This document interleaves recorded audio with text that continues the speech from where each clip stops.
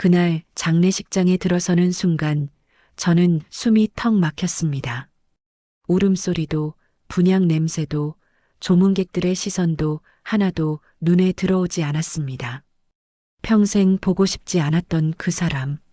아버지의 영정사진만이 저를 가만히 내려다보고 있었으니까요. 저는 어릴 적부터 아버지를 미워했습니다. 술만 마시면 고함을 지르고 이유 없이 화를 내며 제가 잘한 일도 칭찬받고 싶은 순간도 오직 그게 다냐? 왜 저렇게밖에 못하냐? 아버지의 폭언과 무관심 속에서 자라왔습니다. 그래서 저는 철이 들고 난 뒤 결심했습니다. 나는 저 사람처럼 살지 않을 거야. 저 사람은 내 인생에서 끝났다. 그런데 아버지는 갑작스러운 심장마비로 세상을 떠났고 저는 기계처럼 장례식 시간만 맞춰 들어왔을 뿐입니다. 그런데 이상한 일이 벌어졌습니다. 저와 가족 말고는 아버지를 찾아올 사람이 없을 거라 생각했는데 장례식장 입구에 모르는 노인들, 심지어 어떤 중년 부부, 그리고 낯선 젊은 여자까지 줄지어 들어오는 겁니다.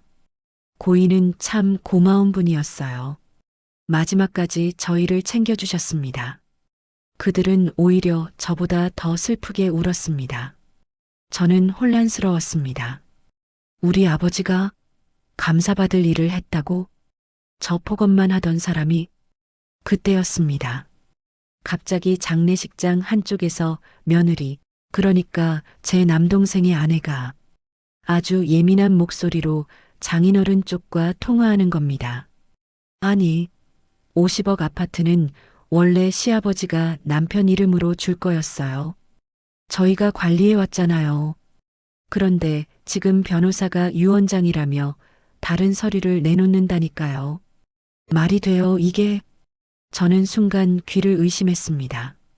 50억? 아파트? 유언장? 아버지가 그런 게 있었다고? 그때 장례식장으로 들어온 낯선 여자가 저를 붙잡았습니다. 손을 덜덜 떨며 말했습니다. 따님 맞으시죠? 선생님이 생전에 하시던 일이 있습니다. 그리고 그 50억. 사실은 따님을 위한 거였어요. 순간 제 머릿속은 하얘졌습니다. 평생 상처만 주던 그 사람이 나를 위해 무엇을 했다고? 내가 평생 몰랐던 아버지의 인생, 숨겨온 고통, 그리고 가족에게 말하지 못한 이야기들, 그리고 그 모든 진실을 가로채려는 며느리의 소나기에서 아버지가 남긴 50억의 진짜 주인을 찾아야 하는 싸움이 지금 눈앞에서 시작되고 있었습니다. 저는 그제 알았습니다. 아버지가 왜 평생 그토록 거칠게 살았는지, 왜 표현조차 못했는지, 그리고 왜 마지막까지 제게 아무 말도 하지 못했는지. 그 모든 진실은 장례식장 한복판에서 폭발하려 하고 있었습니다. 장례식장의 공기는 묘하게 눅눅했습니다. 향 냄새와 눅진한 국물 냄새, 그리고 여기저기서 들려오는 조용한 흐느낌. 저는 영정사진 앞에 서면서도 진짜 슬픔이 아닌 마치 어색한 손님이 된 기분이었습니다. 아버지 정말 이렇게 가시는 거네요. 입술을 떨며 말했지만 정작 마음속에선 슬픔보다 이상한 허무함, 그리고 복잡한 감정들이 뒤섞여 있었습니다. 그때 뒤에서 들려오는 목소리. 따님 되시죠? 돌아보니 저보다 훨씬 나이가 많은 할머니와 중년 남성 2명이 조심스럽게 서 있었습니다. 그들의 눈에는 오래 울어서인지 핏기가 빠져 있었고 아버지의 영정사진을 바라보며 손을 모아 공손히 인사했습니다. 저는 혼란스러웠습니다. 아버지에게 이런 조문객이 있다고? 제가 어린 시절부터 본 아버지는 늘 짜증, 술, 폭언, 무관심, 누구에게도 따뜻하지 않은 사람이었습니다. 그런데 이 낯선 사람들은 마치 아버지를 자신의 가족처럼 기리는 눈빛이었습니다. 할머니가 떨리는 목소리로 말했습니다. 그분이 아니지, 선생님이. 우리한테 얼마나 큰 은인이셨는지. 따님은 모르셨나요? 은인이요? 우리 아버지가요? 제 말투에는 자연스레 비웃음이 섞였습니다. 하지만 그들은 오히려 더 안쓰럽다는 듯 고개를 숙였습니다. 선생님이 마지막까지 숨기신 이유가 있었겠지요. 중년 남성이 말했습니다. 아무튼 저희는 꼭 와야 했습니다. 선생님이 아니었다면 우리 어머니는 진작 세상을 떠났을 겁니다. 저는 말문이 막혔습니다. 그 순간 옆에서 제 동생의 아내, 그러니까 며느리 민지가 빠른 걸음으로 다가왔습니다. 저기요, 누구신데 장례식장에서 가족에게 불편한 말씀을 하시죠? 고인과 무슨 관계신데요?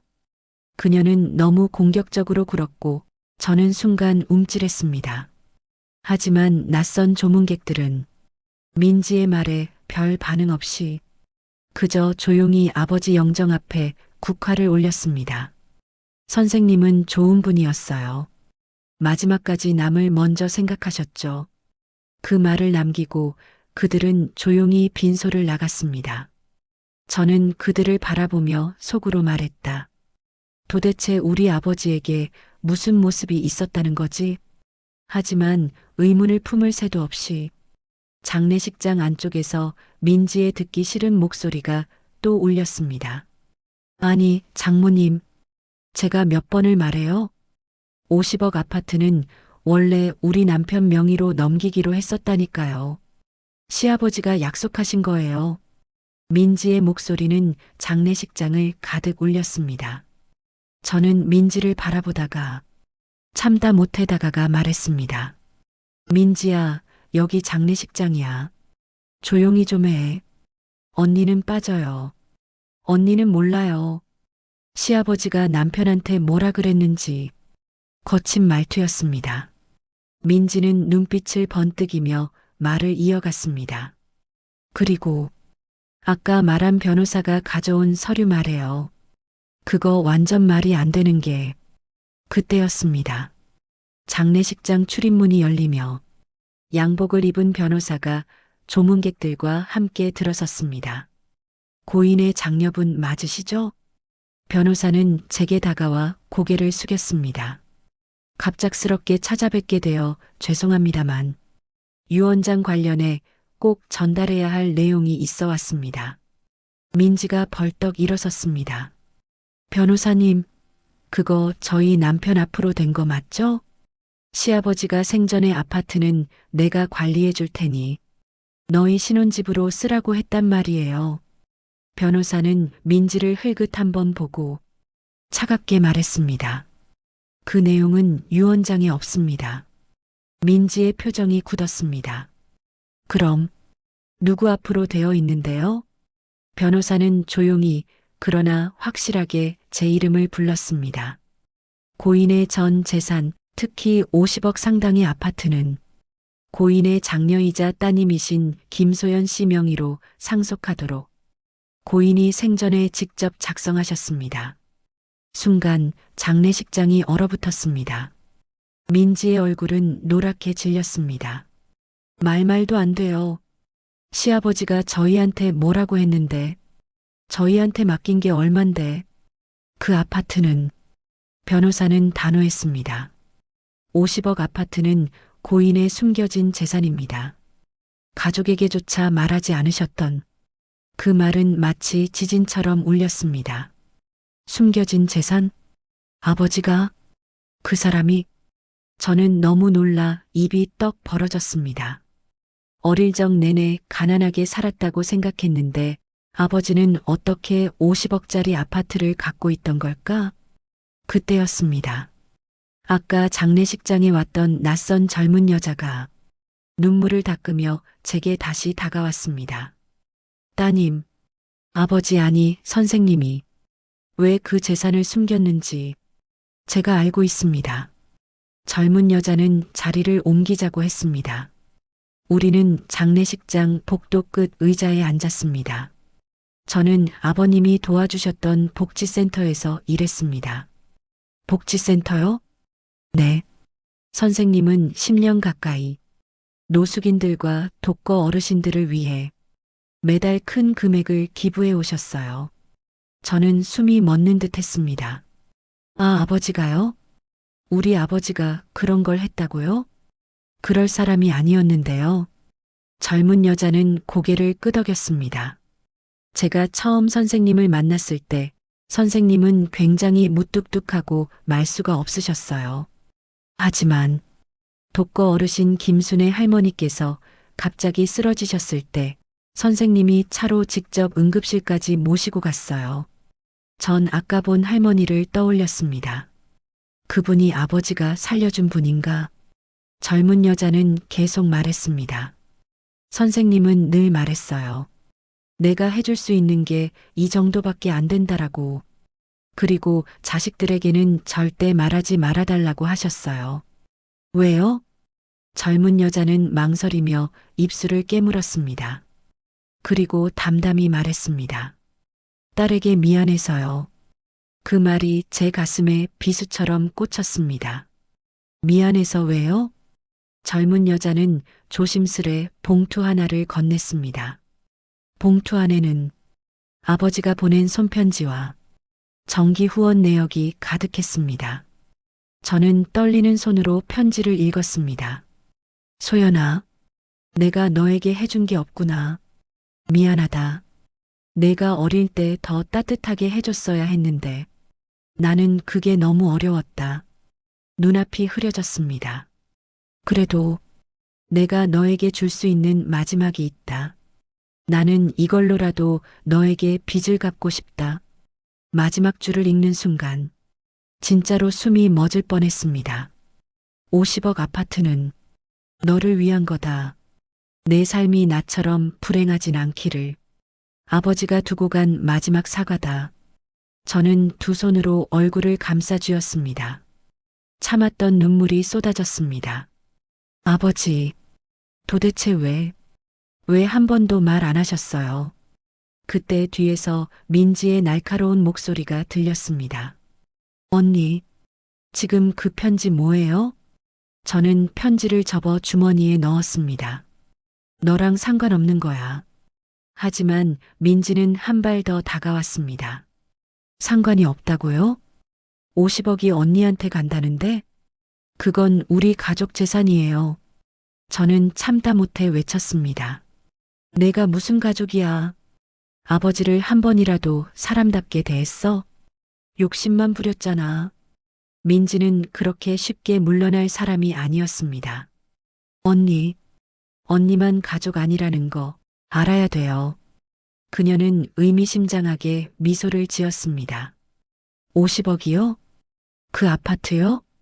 그거 깨끗한 돈 아니에요. 민지의 말에 저는 고개를 들었습니다. 뭐라고? 시아버지가 왜 가족에게 안 알렸을 것 같아요? 후원? 봉사? 다 좋은 말이죠. 근데 그 돈이 원래 어디서 난 건데요? 민지는 휴대폰을 꺼내 어떤 사진을 제게 보여줬습니다. 그건 아버지가 누군가에게 거칠게 이야기하는 사진, 어두운 골목, 그리고 어떤 문서였습니다. 아버지, 사채업자였어요, 언니. 저는 식은땀을 흘렸습니다. 거짓말 하지 마.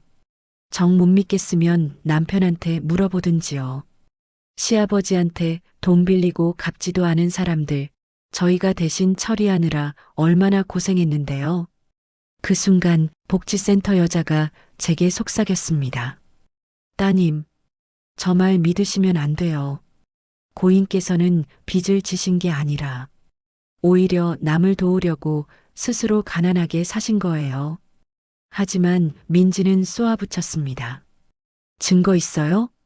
시아버지가 어딘가에 숨겨둔 문서들. 제가 봤어요. 민지가 무슨 말을 하려는지, 그리고 그녀가 무엇을 노리는지. 그때는 잘 몰랐습니다. 하지만 분명한 건 하나였습니다. 아버지의 죽음과 함께 숨겨진 진실들이 하나둘씩 터져 나오고 있다는 것. 그리고 50억 아파트를 둘러싼 진짜 전쟁이 지금 막 시작됐다는 것. 장례식장의 공기는 갑작스럽게 얼어붙었다.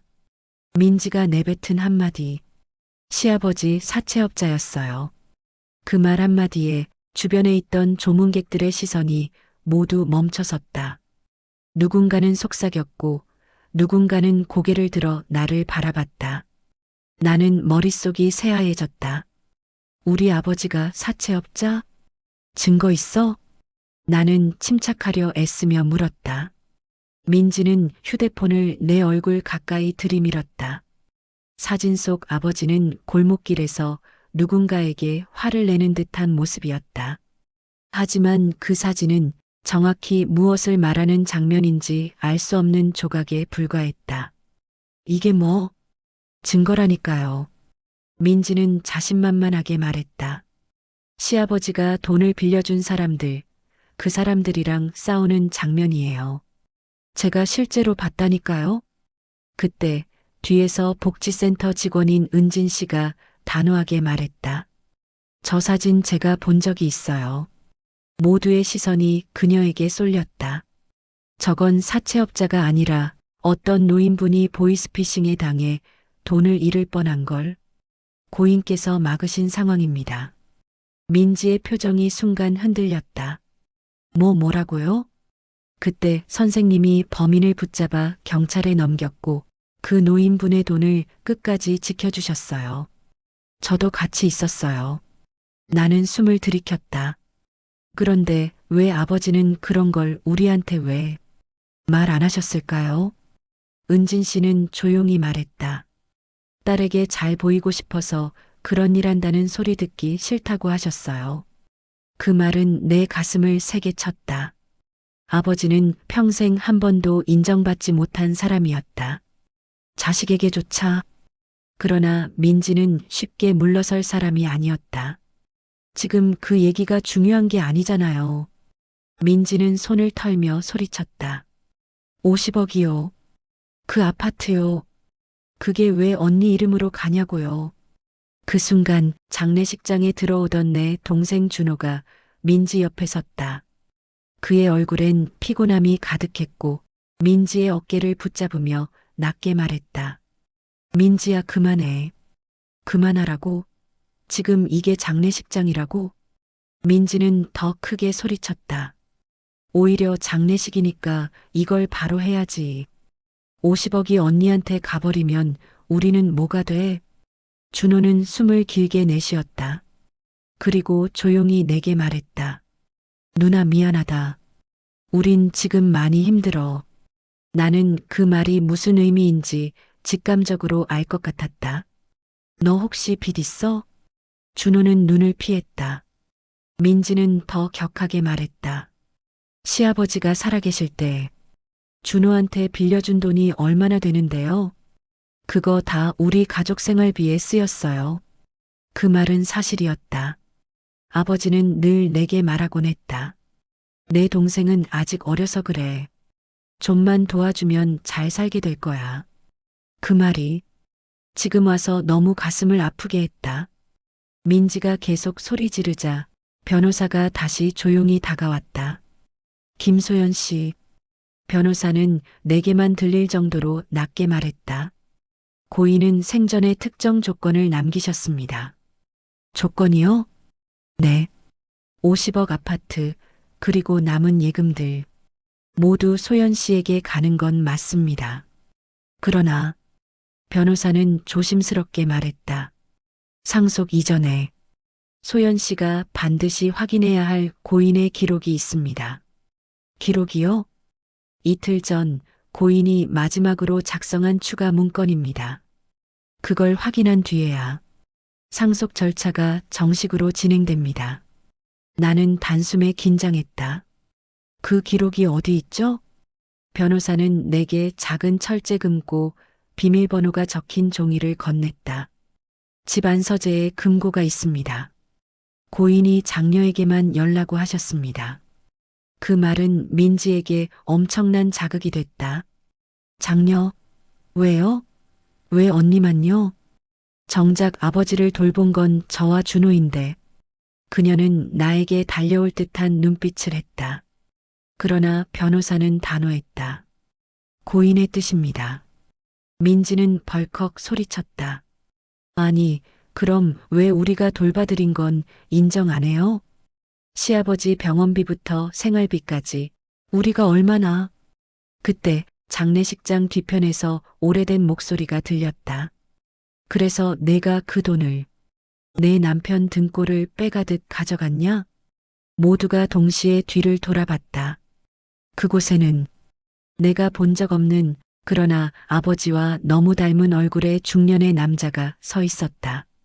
남자는 천천히 다가왔다.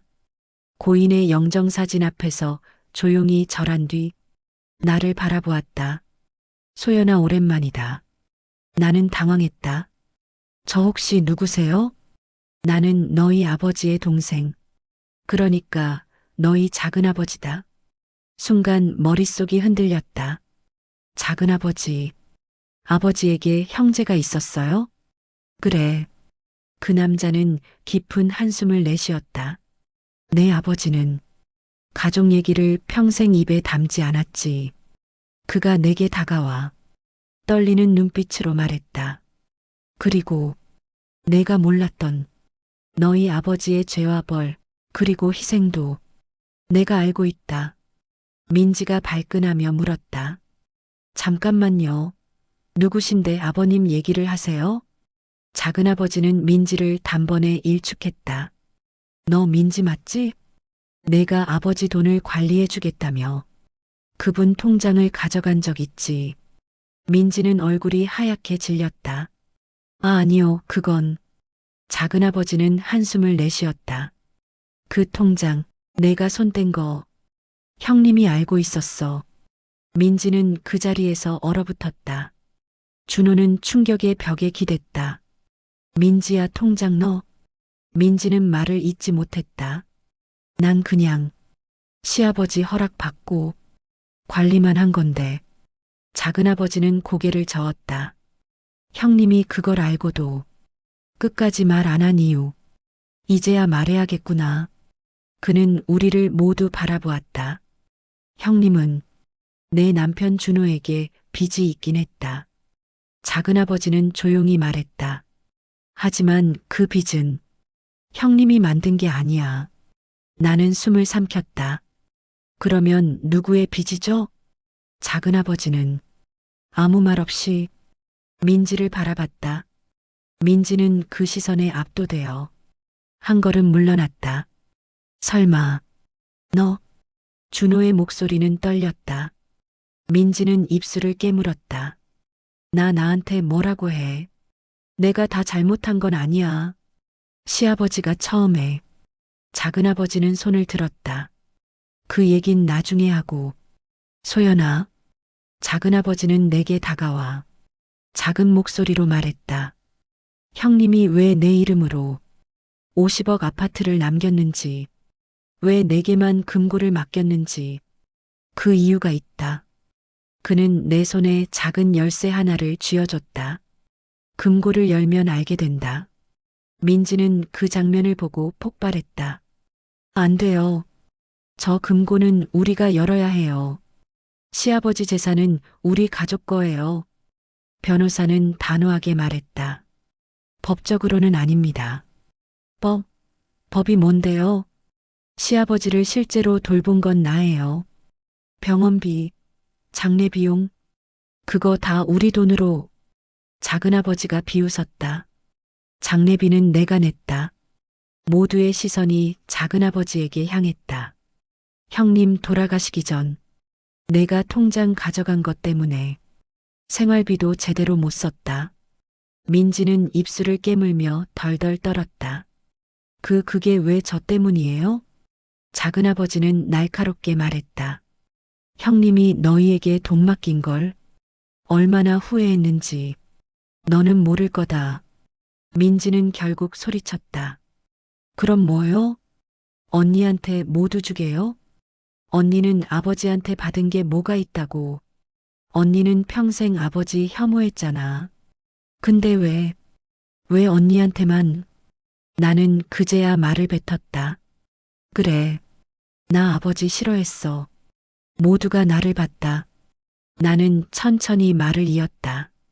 하지만 아버지는 나한테도 미안해 했대. 민지는 코웃음을 쳤다. 그래서요?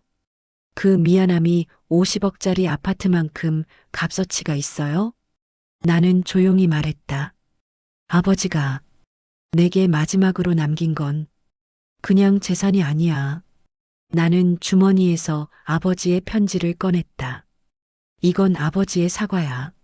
민지는 얼굴이 일그러졌다.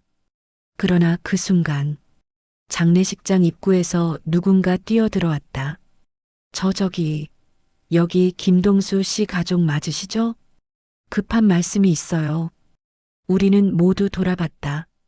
놀랍게도 경찰이었다. 경찰은 우리를 둘러보며 말했다.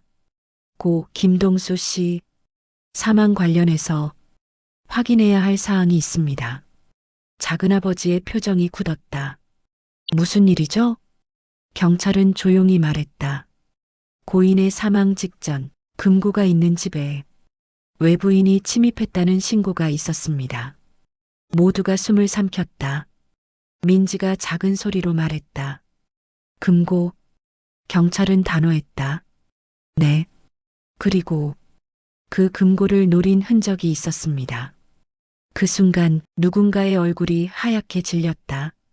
바로 며느리 민지였다. 경찰은 그대로 말을 이었다. 추적 결과 그날 CCTV에 김민지 씨 차량이 집 앞에서 포착됐습니다.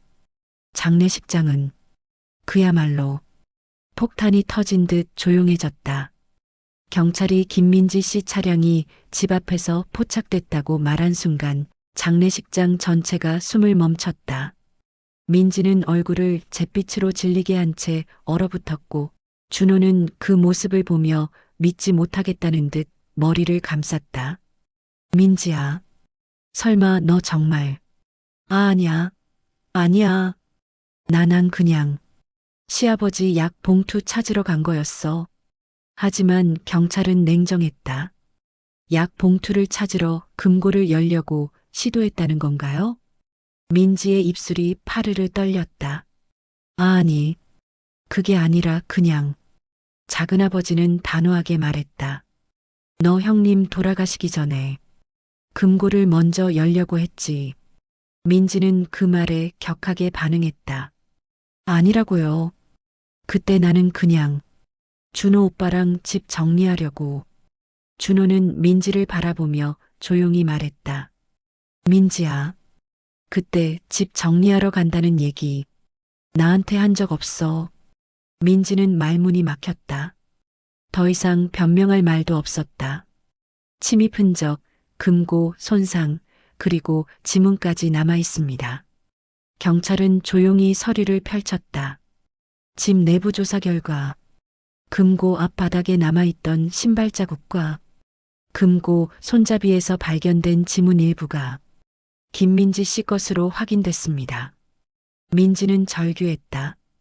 그건 그냥 제가 시아버지 용돈 드리려고 금고 근처 치우다가 그때 묻은 거예요. 경찰은 눈을 좁혔다. 그때가 고인이 돌아가시기 3일 전입니다. 준호가 그 말을 듣고 거의 주저앉다시피 했다. 민지야, 아버지 그때 혼자 계셨잖아. 너한테 금고 열어달라고 한 적도 없고. 민지는 고개를 저으며 울먹였다. 난 그저 시아버지가 그 아파트 얘기하셔서 혹시 우리 남편 이름으로 된 서류가 있는지 확인하려고. 그제야 모든 조각이 맞춰졌다. 민지는 이미 아버지가 재산을 누구에게 줄지 알고 있었던 것이다. 그리고 그것을 빼앗으려 했던 것이다. 나는 손이 덜덜 떨렸다. 민지, 너 아버지한테서 돈 얼마나 가져갔어? 민지는 입을 꾹 다물었다. 작은아버지가 말했다. 형님은 생전에 너에게 빼앗긴 돈 때문에 병원비도 제대로 못 냈다. 그 말은 마치 벼락처럼 내 가슴을 쳤다. 작은아버지는 결국 긴 숨을 내쉬며 말했다. 소연아, 이제 말해야겠다. 내 아버지가 왜 그렇게 무뚝뚝했는지, 왜 너에게조차 다가가지 못했는지. 나는 그의 눈을 바라보았다. 형님은 젊었을 때 큰 잘못을 했어. 민지는 갑자기 눈을 번쩍 뜨며 끼어들었다. 봐요. 역시 뭔가 캥기는 게 있으니까. 그 50억도 이상한 돈인 거고. 작은아버지는 냉정하게 손을 들었다. 이런 말 너 같은 사람에게 듣고 싶지 않다. 그리고 조용히 나를 향해 털어놓기 시작했다. 아버지의 과거 죄로 남아버린 한 가지 실수. 작은아버지는 오래전 일을 이야기했다. 형제 둘은 어린 시절 아버지가 돌아가신 뒤 가난과 빚에 시달렸다. 형님, 즉 내 아버지는 20대 초반 생활비를 벌기 위해 어쩔 수 없이 어두운 곳의 사무실에서 일을 맡았던 시절이 있었다고. 형님은 사채 일을 직접 한 게 아니라 단순히 전달 업무를 했던 거였다. 하지만 그 과정에서 어떤 할머니가 큰 피해를 당했지. 나는 숨을 삼켰다. 형님은 그 일을 알고 그때부터 평생 죄책감을 안고 살았다. 그래서 독거노인들을 돕기 시작한 거야. 그 말은 내 심장을 조여왔다. 그래서 그렇게 평생을 봉사로 사신 거예요? 작은아버지는 고개를 끄덕였다. 형님은 누구에게도 말하지 말라고 했어. 특히 딸인 너에게는 더더욱. 왜냐고?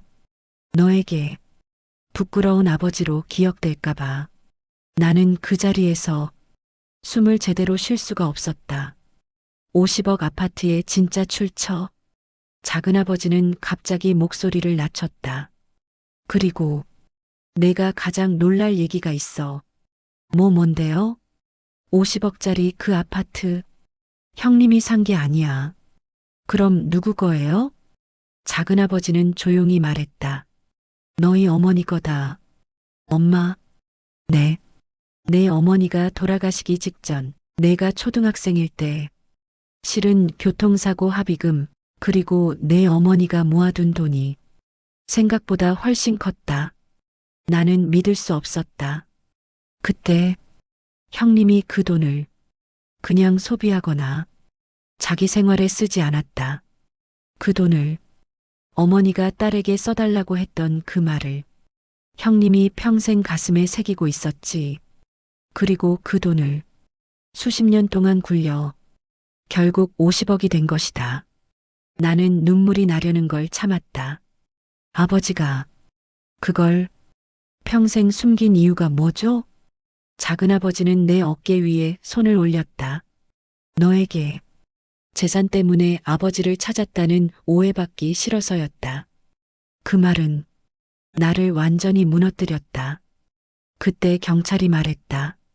김소연 씨, 금고를 확인해야 합니다. 고인의 사망 전 침입 사건과 어떤 관련이 있을 수 있습니다. 나는 천천히 고개를 끄덕였다. 금고, 지금 열겠습니다. 변호사가 비밀번호 메모를 내게 건넸다. 손이 덜덜 떨렸지만 천천히 금고를 열었다. 철컥. 잠금 장치가 풀리는 소리가 장례식장 전체에 울렸다. 금고 안에는 서류 뭉치 몇 개, 두툼한 봉투, 그리고 한 권의 오래된 공책이 있었다. 나는 가장 위에 있는 서류부터 꺼냈다. 그 순간 모두가 숨을 삼켰다. 그 서류에는 아버지의 필체로 이렇게 적혀 있었다. 재산관리 권한 장녀 김소연에게 위임. 단 이 문건을 읽기 전 나의 기록을 마지막까지 읽어줄 것. 그리고 봉투 안에서 두 번째 문건을 꺼내는 순간 민지는 바닥에 그대로 주저앉았다.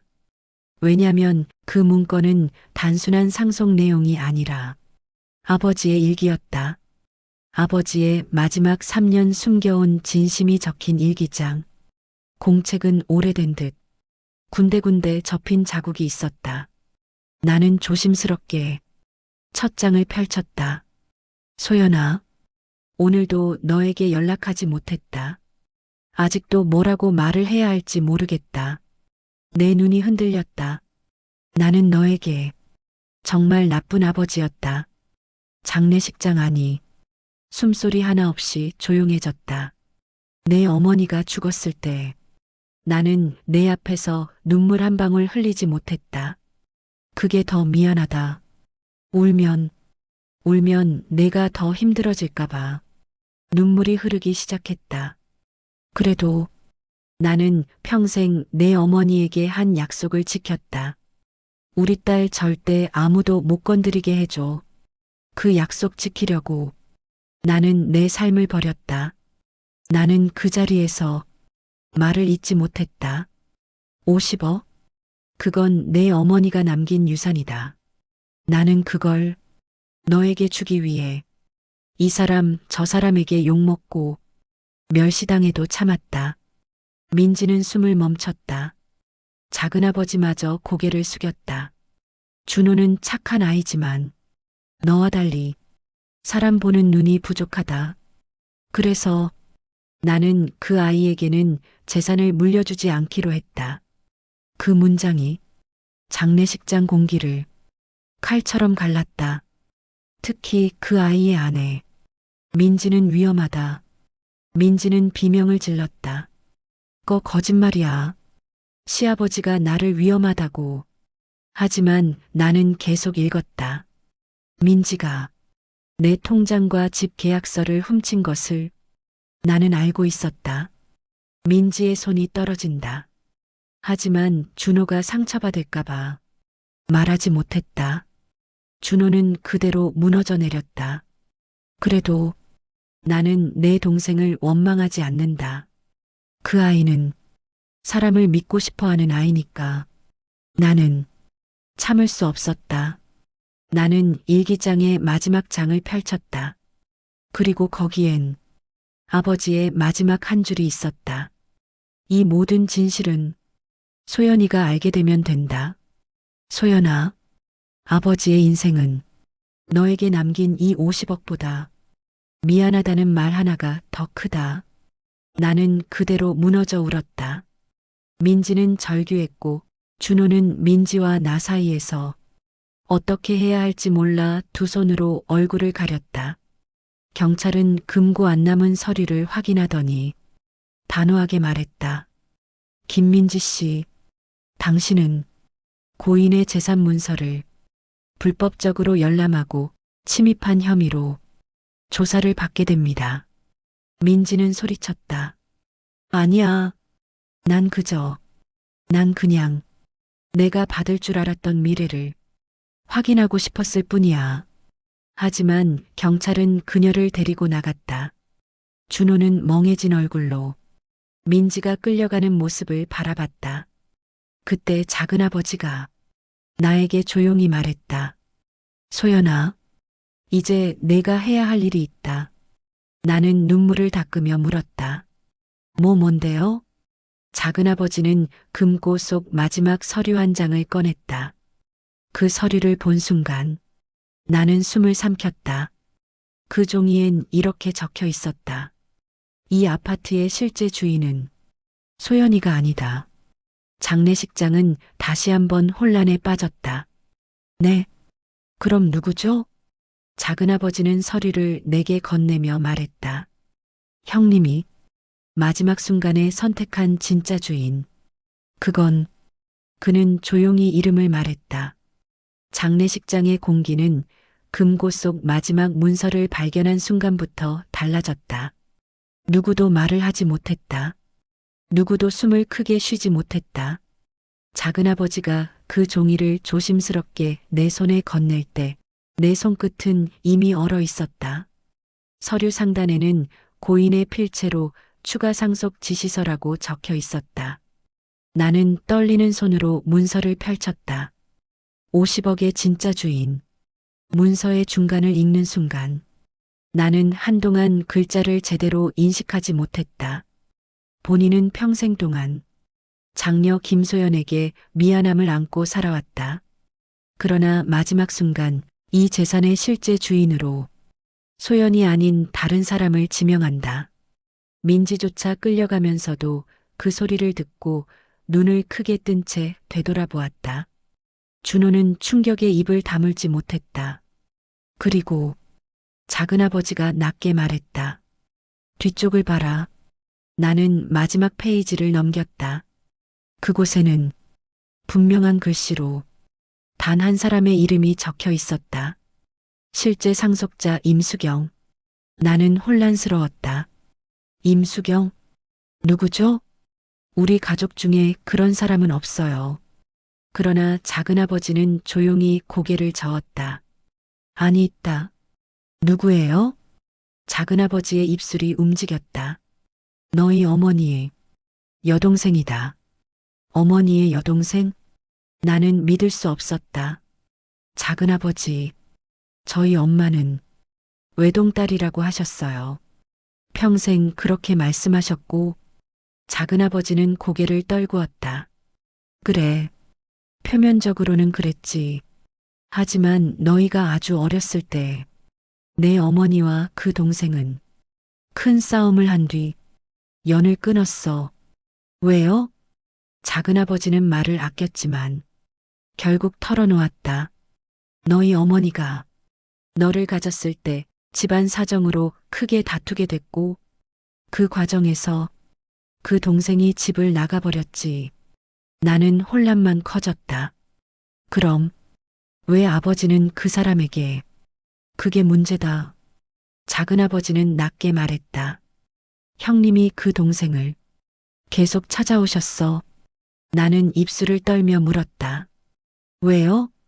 왜 그 사람을 상속자로 지목하신 거예요? 그러자 작은아버지가 충격적인 말을 꺼냈다. 수경이라는 이름. 사실은 그때였다. 장례식장 문이 벌컥 열리며 중년의 여성이 뛰어들어왔다. 검은 한복 차림, 눈은 울음으로 벌겋게 부어 있었다.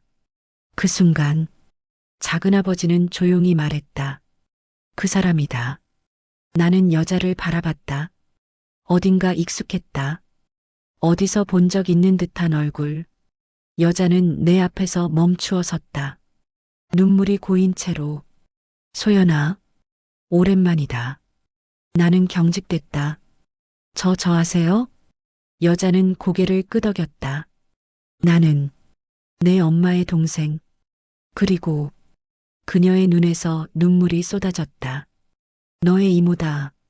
이모의 등장, 그리고 27년의 단절. 나는 말문이 막혔다. 이 이모요? 여자는 조용히 고개를 끄덕였다. 내 엄마가 세상을 떠났을 때 너희 집에 찾아갔었어. 하지만 너희 아버지는 나를 내쫓았지. 왜요? 이모는 고개를 떨구었다. 내가 누나를 지켜주지 못했다고. 내가 그 교통사고 전에 누나랑 다퉜다고. 그게 내 잘못 같아서. 그녀는 울음을 삼키며 말을 이어갔다. 그래서 원래는 내 아버지나 너희에게 다가오지 않으려 했어. 내 눈에 눈물이 고였다. 그녀는 말을 계속했다. 하지만 너희 아버지가 1년 전 연락을 해왔어. 이모는 떨리는 목소리로 말했다. 너희 아버지는 살 날이 얼마 안 남았다는 걸 스스로 알고 있었어. 나는 숨을 들이켰다. 그래서 나를 찾아와 한 가지 부탁을 하셨어. 작은아버지는 천천히 고개를 끄덕였다. 그 부탁이 상속이었나요? 이모는 고개를 흔들었다. 아니야. 너희 아버지는 재산을 나에게 주고 싶었던 게 아니야. 그녀는 조용히 말했다. 소연이가, 너가 그 돈 때문에 상처받지 않기를 바랐어. 나는 얼어붙었다. 내가 돈 때문에 누구에게 공격당하거나 오해받는 일이 생길까? 너희 아버지는 평생 두려워하셨어. 그 말은 내 가슴을 찢었다. 그래서 재산의 실소유주를 겉으로만 나로 해둔 거야. 민지가 절규하듯 외쳤다. 그럼 뭐예요? 진짜 주인이 아니라는 거잖아요. 그럼 누구 거예요? 이모는 조용히 나를 바라보았다. 문서 맨 마지막 페이지를 봐. 나는 떨리는 손으로 추가지시서 마지막 장을 펼쳤다. 거기엔 실소유권 장녀 김소연. 단 외부 갈등을 방지하기 위해 표기상 명의는 임수경으로 한다. 순간 나는 그대로 주저앉을 뻔했다. 작은아버지는 조용히 말했다. 형님은 내가 위험해질까봐 그랬다. 무슨 위험이요? 작은아버지는 민지를 바라봤다. 너 같은 사람 때문이다. 민지는 치를 떨었다. 아니라고요. 난 그저. 작은아버지가 단호히 말을 끊었다. 형님은 생전에 너희가 재산 얘기만 나오면 눈빛이 어떻게 변하는지 너무 잘 보고 있었어. 나는 숨이 막혀왔다. 작은아버지는 계속 말했다. 그래서 형님은 재산 명의를 너에게 주면 너희가 위험해질 것 같아서 겉으로는 이모에게 해둔 거다. 나는 결국 눈물을 터뜨렸다. 이모는 내 손을 꼭 잡았다. 소연아, 너희 아버지는 평생 너를 사랑했어. 말로는 못했지만 그녀는 떨리는 목소리로 말했다. 그 사람은 평생 죄책감 속에서 살았어. 너희 엄마를 지키지 못했다는 죄책감. 너에게 따뜻하지 못했다는 죄책감.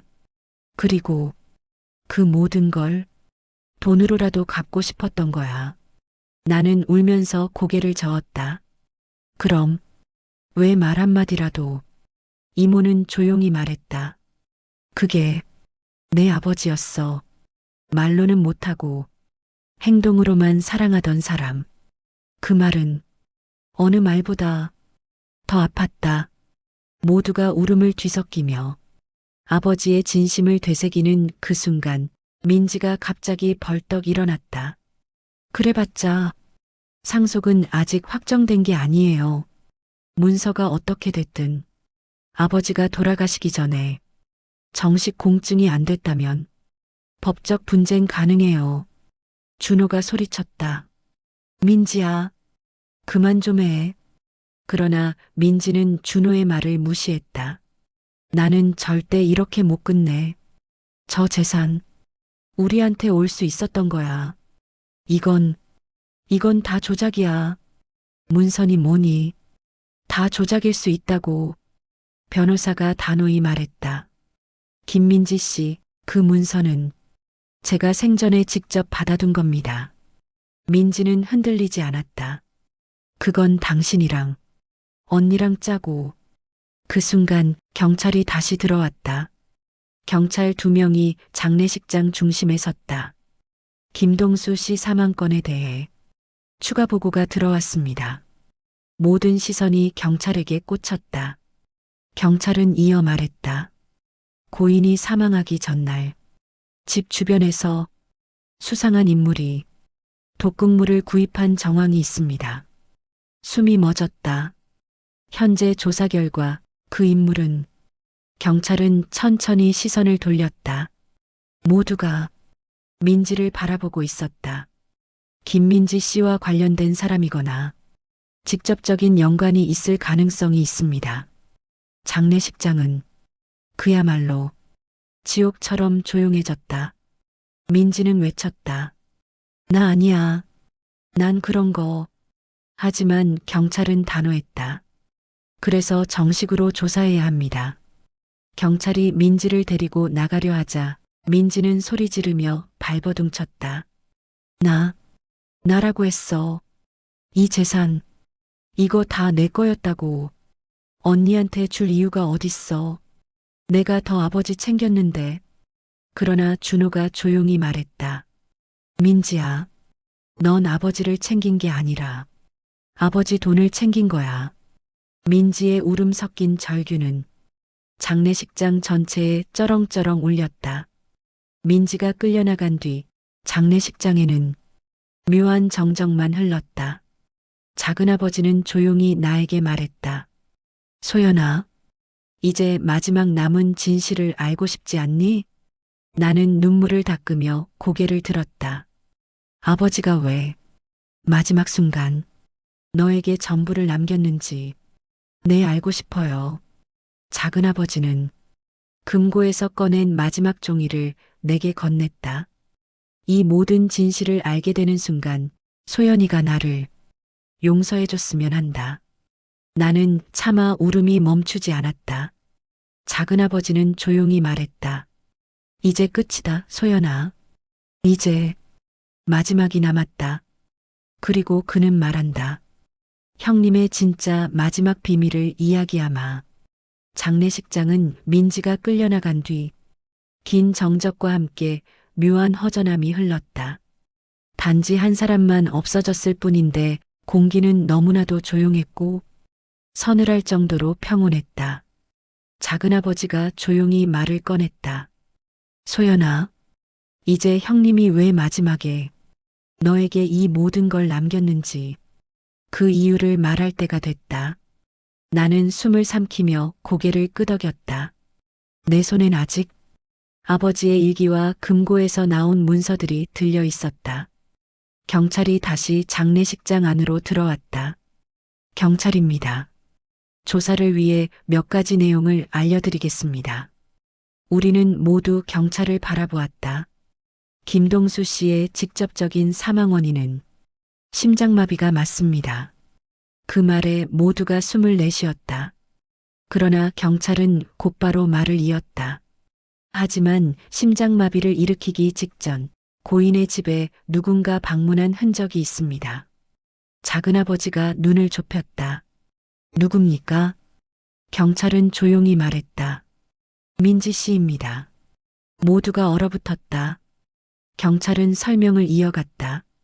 민지 씨는 약 봉투 찾으러 갔다고 진술했지만 집 내부 CCTV에는 그녀가 금고 앞을 서성이는 장면이 녹화되어 있습니다. 나는 숨을 멎었다. 고인은 그날 밤에 약을 복용하지 않았습니다. 그리고 그 다음날 새벽 심장 발작으로 쓰러진 것으로 보입니다. 작은아버지가 낮게 말했다. 민지가 형님을 놀라게 한 건가? 경찰은 고개를 끄덕였다. 충격이 심장마비를 유발했을 가능성이 큽니다. 준호는 얼굴이 하얗게 질렸다. 민지, 그 인간이 아버지를. 그러나 경찰은 신중했다. 직접적인 공격은 없었습니다. 다만 고인에게 극심한 스트레스를 준 것은 사실입니다. 나는 속이 뒤틀릴 정도로 분노가 치밀었지만 끝까지 말을 듣고 싶었다. 경찰은 또 한 장의 사진을 꺼냈다. 그리고 그날 밤 고인이 쓰러지기 전 또 다른 방문자가 있었습니다. 나는 깜짝 놀랐다. 민지 말고 또요? 경찰은 조용히 말했다. 네. 고인의 집 근처 CCTV에 또 다른 인물이 포착됐습니다. 우리는 모두 숨을 삼켰다. 경찰은 그 사진 한 장을 우리에게 보여주었다. 사진 속 인물은 이모였다. 나는 충격에 말을 잃었다. 이모, 왜 아버지 집에 갔어요? 이모는 눈을 감은 듯 조용히 고개를 숙였다. 그날 너희 아버지가 나를 부르셨어. 아버지가요? 이모는 천천히 눈물을 닦았다. 형부는 이미 심장이 많이 약해져 있었어. 내게 이렇게 말했지. 그녀는 힘들게 말을 꺼냈다. 수경아, 나는 오래 못 버틴다. 소연이가 나를 너무 미워한 채로 살아갈까봐 그게 마음에 걸린다. 그 말은 내 심장에 비수를 꽂았다. 이모는 말을 이어갔다. 형부는 너에게 진실을 남기고 싶어 했어. 그래서 마지막으로 문서 정리와 일기 정리를 부탁하셨지. 나는 눈물을 삼켰다. 그러나 경찰은 조심스레 물었다. 그런데 왜 고인의 집을 떠난 직후 민지 씨가 나타났습니까? 이모는 고개를 숙였다. 그건 민지 씨가 나를 미행한 것 같아. 준호는 경악했다. 민지가 이모는 고개를 끄덕였다. 아마 문서가 정리되기 전 뭔가를 훔칠 생각이었겠지. 그 순간 작은아버지가 말했다. 우리가 몰랐던 건 형님이 이 모든 걸 이미 알고 있었다는 거다. 나는 깜짝 놀랐다. 아버지가 민지 행동을 알고 계셨다고요? 작은아버지는 일기장을 가리켰다. 형님은 일기에 썼다.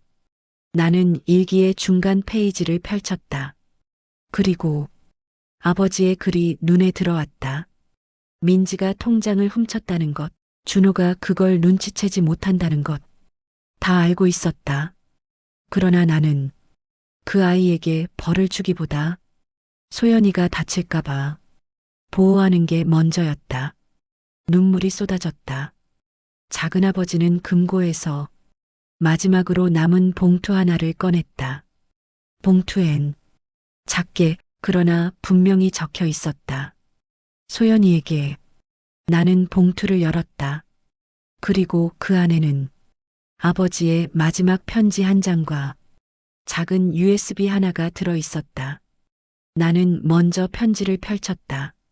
소연아, 이 편지를 읽고 있다면 나는 이제 내 옆에 없겠지. 나는 평생 너에게 좋은 아버지가 못 됐다. 하지만 마지막만큼은 너에게 가장 큰 것을 남기고 싶었다. 나는 숨을 삼켰다.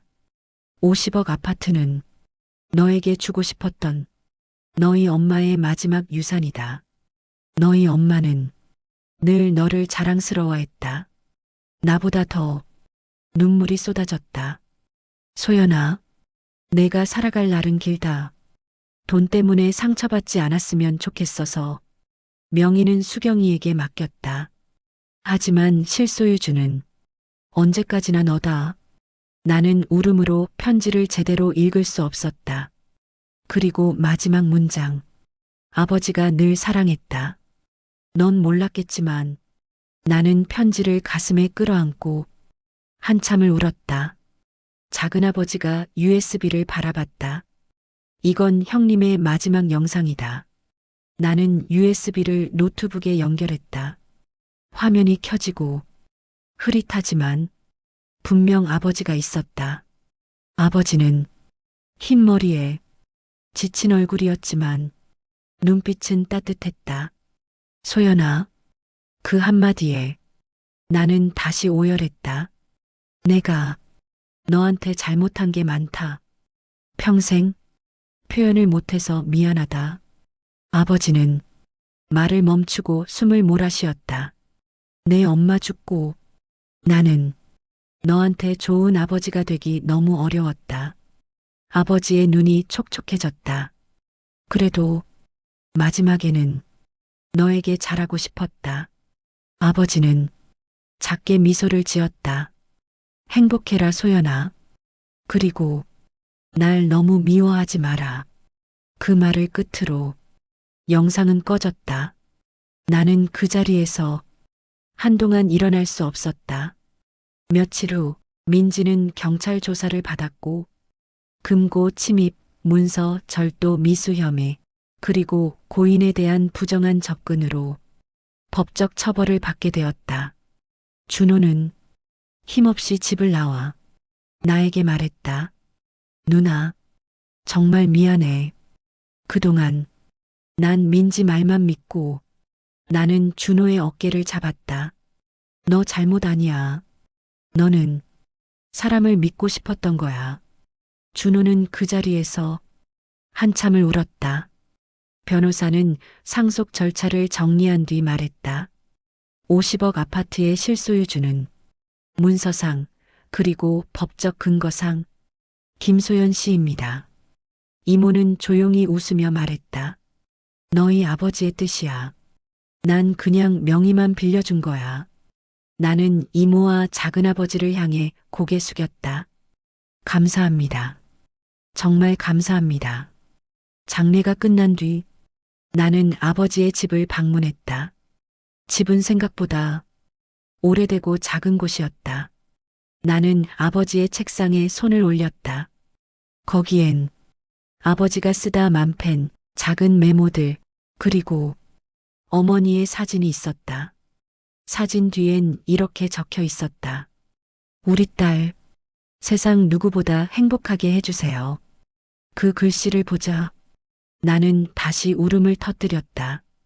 아버지가 평생 표현하지 못했던 사랑, 평생 말하지 못한 미안함, 그 모든 것이 이 집안의 이 문서 하나하나에 조용히 남아 있었다. 나는 천천히 말했다. 아버지, 이제야 알겠어요. 아버지가 어떤 사람이었는지. 바람이 스쳤다. 창문이 흔들리고 햇빛이 조용히 방 안으로 들어왔다. 나는 조용히 웃었다. 잘 살아볼게요. 아버지,